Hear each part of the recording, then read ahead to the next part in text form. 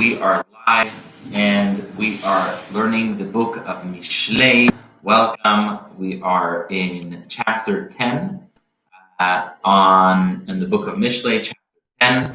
And let's get started. Book of Proverbs is called Proverbs because the lessons it teaches are both to be taken literally, but also there's an added element to it, a depth to it, sometimes multiple layers. So the verse here, King Solomon says, is Peulat Tzadik Lechem. When someone who is righteous, when someone who's going in the right way does something, then it goes to a good place. It is something that achieves things. When a person is on the right path, everything they do is towards a productive direction. They're always looking to do something that's going to help others. The actions of a righteous person lead to goodness. They lead to helping others. They lead to kindness. However, the wicked person, even when they do something with their best efforts, it always ends up in a negative direction. So the righteous go in the good direction, yet those who are the opposite of righteous, when they do something, it is it ends up, even when they do things really with their utmost effort, it ends up being harmful. Next is King Solomon teaches, and again, I'd like to thank everyone for joining us. We're here every day between 12 and 12:20. So thank you for joining us for this daily learning of the book of Proverbs. If a person keeps wisdom, if a person tries to follow the right way, then that leads them to the path of life. Someone who purposefully stays away from good advice, someone who purposefully tries and break the rules, then they will end up in the wrong direction. The next verse is very powerful. Someone who is deceitful will hide the hatred that's in their heart. And yet, the person who is foolish will say something that's wrong. And really what King Solomon here is doing is he's pointing to two opposite sides of the spectrum of speech. On the one hand, you have someone who is very, very deceitful and sophisticated in their speech. And they hide their negative intentions, and they cause a lot of destruction because the person who they're targeting doesn't know that they're being targeted. And so the person who doesn't know that they're being targeted doesn't know to protect themselves. And yet you have, on the other hand, the unsophisticated person, and that's motzi dibahu ksil, someone who speaks falsely, someone who propagates things unintentionally. That's just foolish. So what's worse? Is it the sophisticated person that's saying something harmful, or is it the foolish person who's just shooting their mouth off and letting whatever's in their mouth go away? So both obviously are not good, but King Solomon says that the worst thing is mechasesin asiftei sheker, someone who hides the hatred and deceits others. Someone who says something false is just foolish. There's a very interesting story in the Talmud about a rabbi who had a judicial matter come in front of him. There was someone who had a question, something that was not public information. And he wanted, like often rabbis would do, sort of like an intern or a clerk in court, he wanted his student to be there so he can learn. So the student was there and he listened and he heard it. Now, obviously what you hear there, you cannot share with others. And so his student joins him, and after 20 years of sitting in that room, the clerk shared that information. The clerk shared what happened in that room with others. And even though 20 years have gone by, and even though it was really a long time since, nonetheless, the rabbi said that he cited this exact verse. He said, "Motzi dibahu ksil," someone who shares information foolishly without thinking is obviously not smart. So to follow this category, you need to make sure that you're not on either side. You're not saying something false intentionally, and also that you're not just spilling information thoughtlessly. Next, pasuk Yutet. What a powerful pasuk, because it's so related to what happens today in the world of hypercommunication. The rov dvarim lo yichdal pesha. If a person speaks a lot, inevitably there's going to be something that they should not have said. When you speak and you speak and you speak and you generate so much talking, eventually you're going to say something that you regret. However, a person who just remains silent, a person who just closes their mouth, that is a wise person. So, when there's excess speech, eventually you're going to make a mistake and you're going to do something that you're not allowed to do, meaning you're going to speak lashon hara. If a person spares their mouth, they don't talk so much, that's the wise way to go, because that person who doesn't talk so much knows that even if you're watching what you say, if you talk a certain amount, if you talk a lot, eventually you're going to say something that you should not have said. And that brings us to the next pasuk. If you ever saw a silversmith, what they do is, and this is mentioned repeatedly in the Bible, there were different grades of silver. There was silver with some regular metal, there was silver with a lot of regular metal, and there was pure silver. And obviously the pure silver is what you want. So, kesef nivchar lashon tzadik. The words of the wise person are like the cleansed and pure silver. When someone is smart, every word they say matters. Every single word that they are sharing, every single word that they add, every one of those is is like silver. Lev. However, when you have the wicked person speak, it's the opposite. So with the wise person, you this is very fascinating. For the wise person, every word of theirs is like silver. It's like silver that's not just silver, but it's pure. It has nothing else in it. It's concise. It's distilled. It's really the essence of what you need. Those are the words of the tzaddik. But the righteous one is the wicked one. Even if they say a lot of words, you won't find much. As Abraham Lincoln famously said, give me a 2-hour speech and give me a 5-minute speech. I need to prepare for a few hours. Give me a 10-minute speech. I need to prepare for an hour. Give me an hour speech. I need to prepare for 10 minutes. Give me a 2-hour speech and I don't need to prepare. So it's the short and concise things that we say that are the most impactful and should be the most intentional. So the wise person, every word he says is with intention, and every word he says is valuable. But the foolish person, it's the exact opposite. It's interesting that in the book of Mishlei, and I believe this may be the only place in the world where you have such a thing, the opposite of wise is wicked, and the opposite of wicked is wise. The idea of King Solomon, because about here is also wisdom of life. It's not just knowing math, science, poetry, one specific field. Wisdom of life. And so the wise is the righteous and the unwise is the wicked, because we're talking about wisdom of life. We're not talking about the wisdom of one field or the other. And in the wisdom of life, the wise are the righteous and the wicked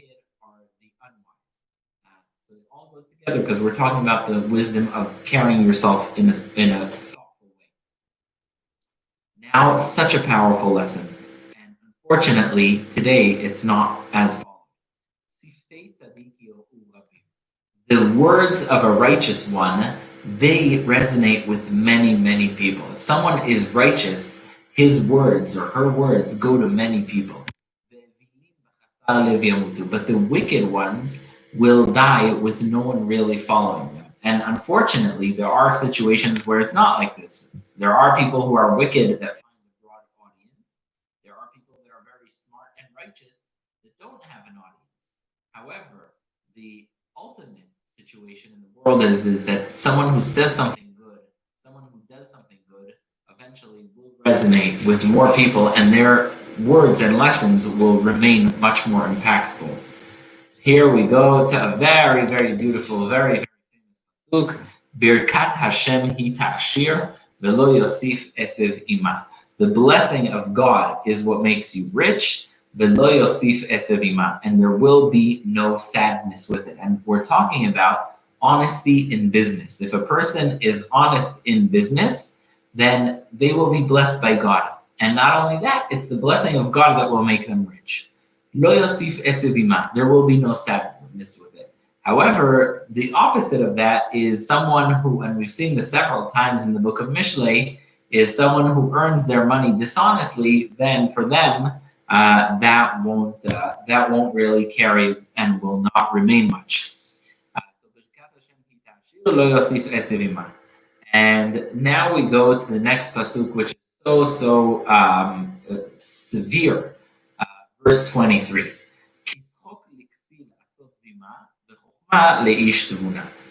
For a foolish person to commit adultery or an act of sin, it's like a joke. It's like that. It doesn't even register with them. It's like nothing for them. However, the wise person is they're engaged in wisdom, which also comes to them naturally. So it's really all about habit and attitude. The foolish person is easily stumbling into sin, into adultery, etc.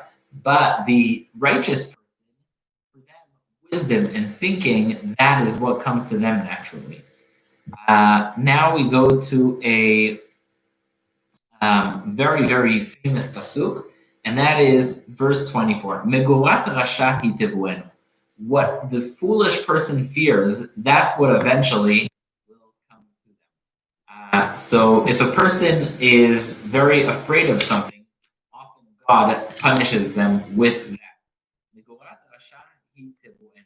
Whatever he is afraid of, that's going to come to him. And the example that Rashi cites is the generation of the Tower of Babylon. The whole point of building the Tower of Babylon was to not spread across, not scatter, not dissolve. And yet they got punished exactly with that. And so the idea is that whatever sometimes the wicked fear, that's what God brings to them. And conversely, Tavat tzadikim iten. The desire of the righteous is what they will get. Now here we go also to a very, very, very famous pasuk, and that is something that's so relevant when you think about tremendous world change.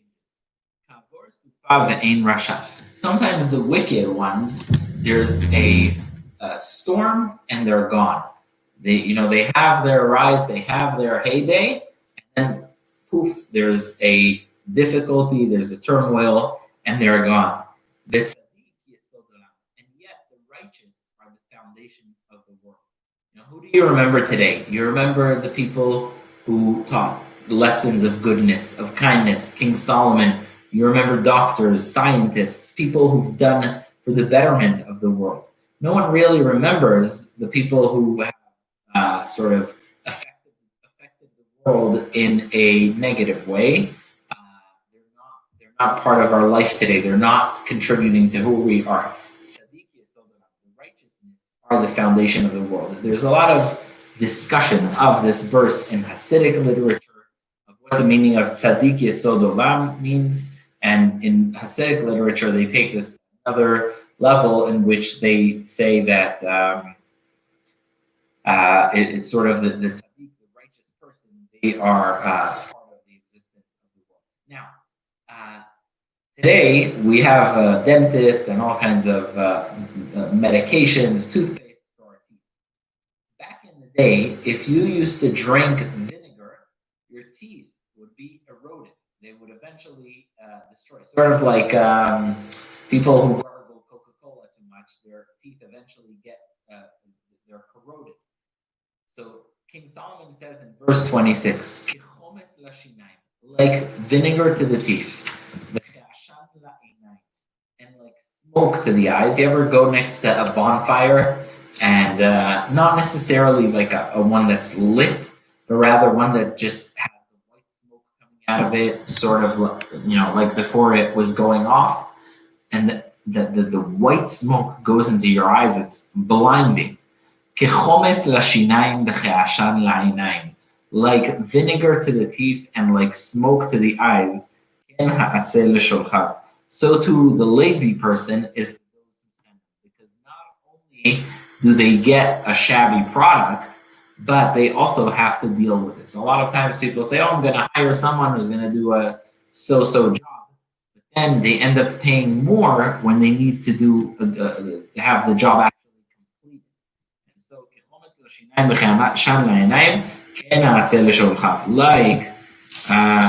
like vinegar to the teeth and like smoke to the eyes, so too the lazy person is to those who send him.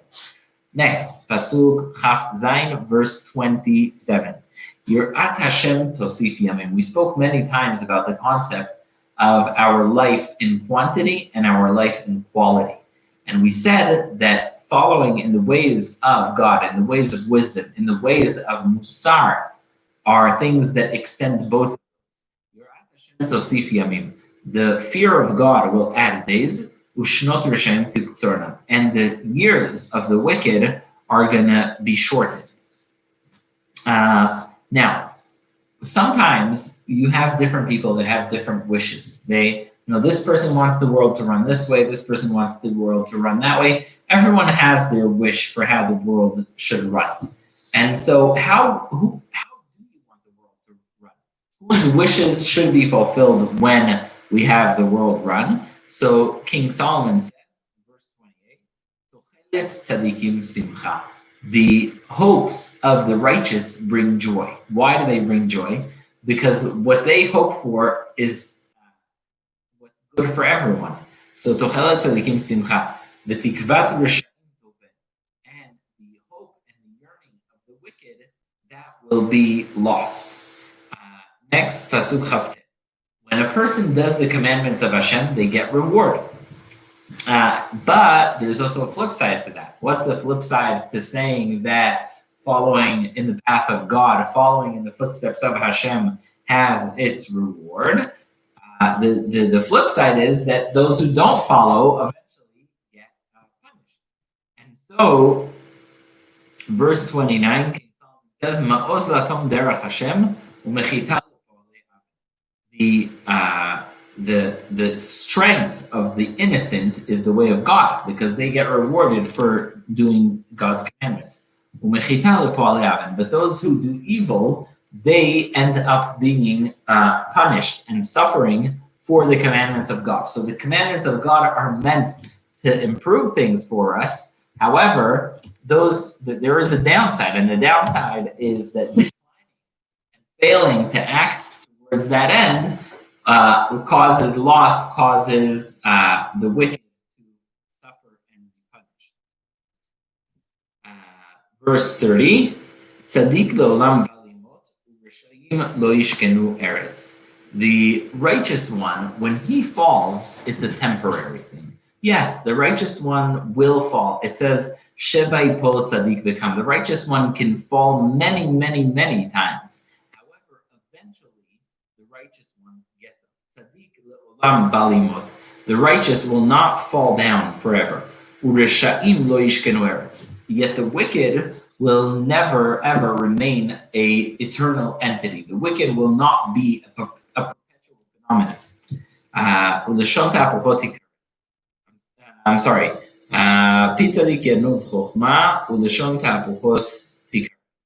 So verse 30, the righteous will, his fall will never be eternal, and the wicked will not inherit the land. Verse 31, the mouth of the righteous will be forthcoming with wisdom, and a language that is treacherous will eventually be cut off. Verse 32, the mouth of the righteous is going to speak goodwill, and the mouth of the wicked is going to be deceitful and flip-flopping. That is the end of Perek Yud. Next is Perek Yud Aleph. Be'ezrat Hashem. We will continue tomorrow. We're every day here between 12 and 12:20. I cannot thank you enough for participating, for listening. Be'ezrat Hashem, you should be blessed, you and your family. Only good things for everyone, for you, for your community, for Am Yisrael, and for the entire world.